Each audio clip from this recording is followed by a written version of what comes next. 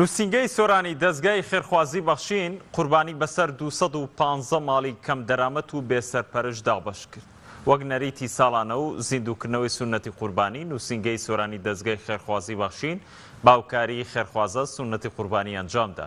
دەستگای خێرخوازی بەخشین قوربانیکردنی بەڕێکارە تەندروستیەکان ئەنجام داوە. سەرەتا لە سەربڕخانەی سۆران لەلایەن دکتۆری ڤێتەرنەری پشکنین بۆ ئاژەڵەکان کرا و دواتر سەربڕان. سەرجەم گۆشتەکەش کە 430 کیلۆ بوو بەسەر 215 خێزانی کەم دەرامەت لە سۆران دابەش کرا.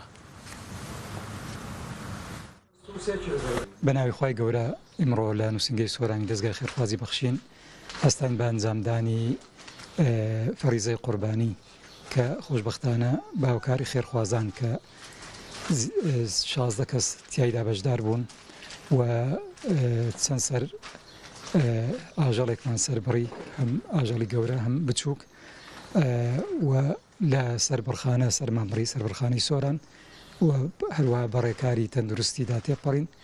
چەند دکتۆرێک لەوێ بوون سەرپەرشتیان دەکرد و پشکنینی بۆ ئاژەڵەکان دەکرد.